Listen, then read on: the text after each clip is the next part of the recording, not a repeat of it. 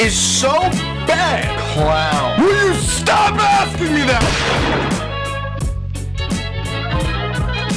If you're one of the people that really enjoyed 2016 in terms of movies, congratulations. I'm not stopping you from having a great year. It's an opinion thing. It's your opinion, man, if you really enjoyed the year for films.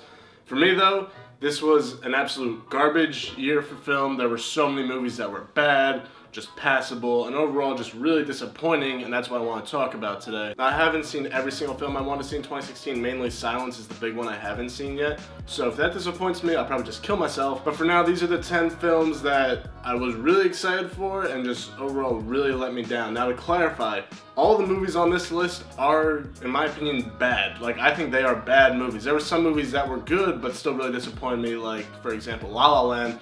Disappointing, yet still above average, in my opinion. I'm also not going to include films that were hyped up by people throughout the year that I never heard of and then I just watched and I just didn't like them, like Sing Street or American Honey. To me, those were movies I wasn't really excited for. You know, they were just movies that were kind of hyped up and just didn't deliver for me. These are 10 movies that I was really excited for at some point in time, and they were just bad. So let's just get started with number 10, Star Trek Beyond. This movie was so boring. I just don't understand how anyone could possibly say this is like the best Star Trek movie of the new ones. I'm not even a big Star Trek fan, and I just thought this one was boring as shit. Literally, I haven't come this close to falling asleep in a theater in quite a while. I was just sitting there waiting for something exciting to happen. The action was boring. All the characters that were really solid in the previous movies were just also really boring to watch here. It just felt like another episode of Star Trek, even though I've never seen Star Trek the show. Maybe that's why I didn't enjoy this, I don't know. But if you're into that, if you're into like the Star Trek show and you like watching a movie that feels like an episode of a TV show, congratulations, you probably love this movie.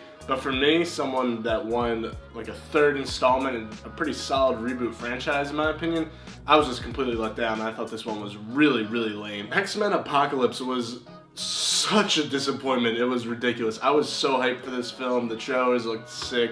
I mean, Days of Future Past alone was incredible. One of the best superhero films of all time in my opinion.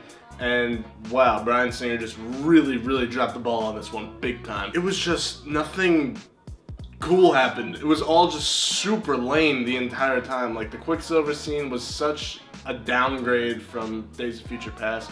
Oscar Isaac as Apocalypse was really lame. And how many times can we watch Magneto be like, you know what, I might be a good guy, but then by the end he's like, you know what, I'm a bad guy again, and then by the end of it he's like, you know what, I will be a good guy. It's like, what the fuck, make up your mind. Like, I don't think anyone like loved X-Men Apocalypse this year. I'm pretty sure everyone, like the people that did like it, they're like, yeah, I liked it. Like no one actually like loved this movie, and that's a shame because it was such a solid rebooted trilogy, just like Star Trek, and the third one just dropped the ball. Assassin's Creed just really pisses me off for multiple reasons. One, because it could have been so great, because you could see part of it is so great. Like when they go back in the Animus, all of it is really well done. It's really cool, really enjoyable.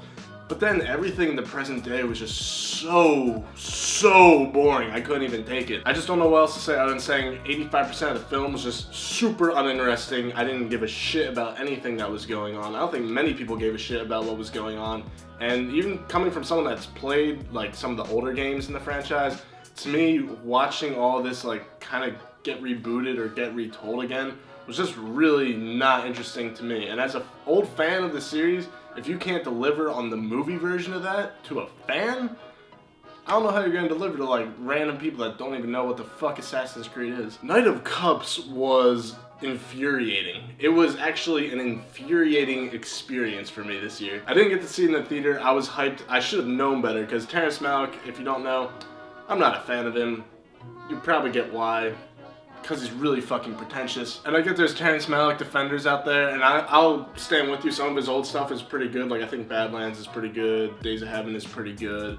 Even I like Tree of Life, but this shit, I can't see anyone genuinely defending it because it's so fucking bad. It's unreal. Just watching Christian Bale walk around and do nothing for 2 hours and people are like, oh, it's odd. No, shut up. It's just pretentious as hell. The cinematography is great. Inarritu, you're killing it. You're slaying. You probably deserved an Oscar for this, if I'm being honest. And that hurts to say for such a shitty movie, but it's probably true. But to me, you have to have more than just pretty pictures. If I want to see just pretty pictures, I'll go to the Met up in New York, you know? I don't want to just watch 2 hours of pretty pictures but have no substance to it at all. There's a thing called style over substance, which is fine, but if you have zero substance in a film, That's very bad, and that is exactly what happened with Knight of Cups. The BFG, I am surprised I actually watched this, if I'm being honest. Like, I knew deep down I wasn't gonna like it for some reason, but Steven Spielberg, I was like, you know what, I'll give Steven my money, I'll support him. I know he's been letting me down recently, but you know what, I'll give him a chance.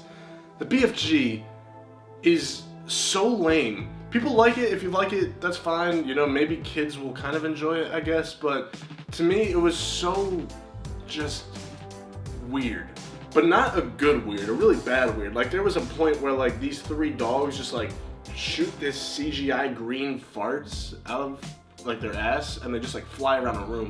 Like, to me, that is not Spielberg. That does not define Steven Spielberg. And to me, the BFG was just like I wasn't that hyped for it, but I'm put on this list just because Steven Spielberg, I expect a lot more from the man, and this is definitely, in my opinion, if I'm being straight up from what I've seen, his worst film to date. Fantastic Beasts and Where to Find Them is another one. It's like, it could have been so great. Like, Harry Potter, I still love it. I still think it's a fantastic franchise. And the fact that this was so lame is unreal. None of the characters were interesting at all. All of like the CGI monsters were just really overall bullshit. I'm saying this with a lot of these movies. It's just nothing was interesting. Nothing really captivated me in any way. Maybe that's a personal thing. If you were captivated, that's great. To me, I didn't care about anything that was going on in this movie. I thought it was all super lame.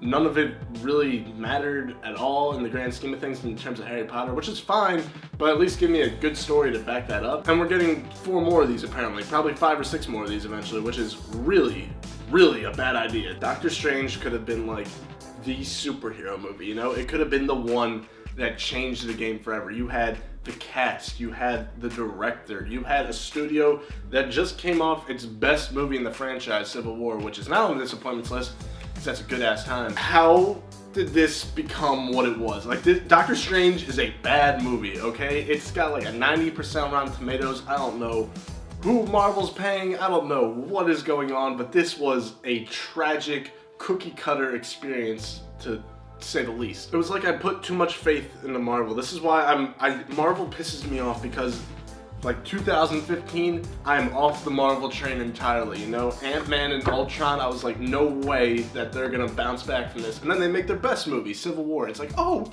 I'm a Marvel fan now again, because they make great stuff. And then they give me Doctor Strange. I'm like, oh my god, can you just make your mind if you're gonna make good movies or bad movies? Because Doctor Strange was such a letdown if I've ever seen one. Suicide Squad is something I think the internet has already like defined as the worst thing ever, and it's kind of fair at this point, I'd say. Just because this movie, like when they dropped that first Comic-Con show, I was like, oh my god, like this thing is gonna be like the DC movie that they need. This is gonna be the one. I was way more hyped for this than Batman vs Superman. And Batman vs Superman was way better than this movie because, oh my god, Suicide Squad, I'm still trying to fathom how it was like that bad. And it's annoying because when you first walk out of the theater, you're like, it was bad, but it wasn't like that bad, right? Because just the more you think about it, the worse it gets. And you're just like, oh my god, I paid money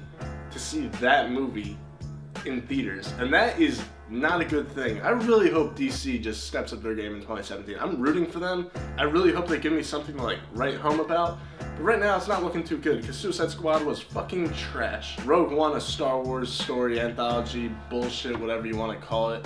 I'm not going to get in depth with this one because I'm making a full video about it, but just know it is atrocious. Everybody wants some.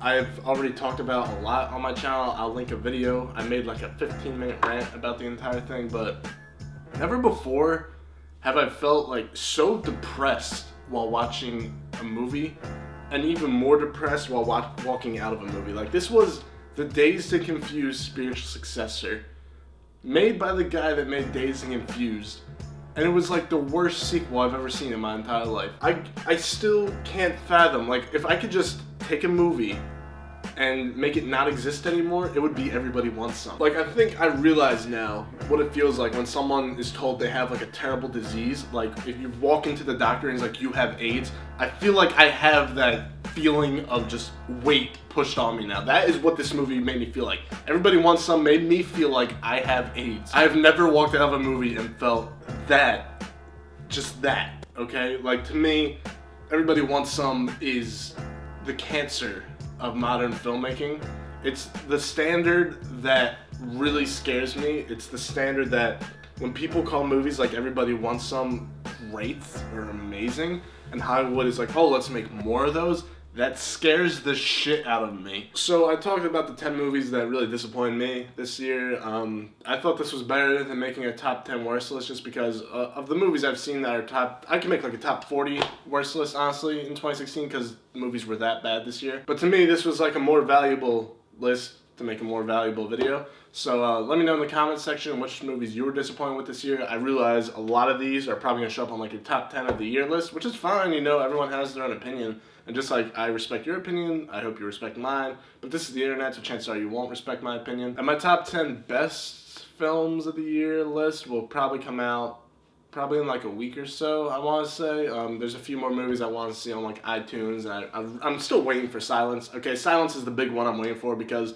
I'm not going to make my top 10 of the year without seeing my most anticipated movie of the year. That's just, use common sense. There's no way I'd make the list without it. And if you like this video, be sure to share it, like it, comment on it, share it again, do what you want to do with it, and just spread the name, spread the word, spread the good news. And once again, this is Chase from A Few Mixed Reviews. Thank you so much for watching. As always, and if you've not already, be sure to subscribe.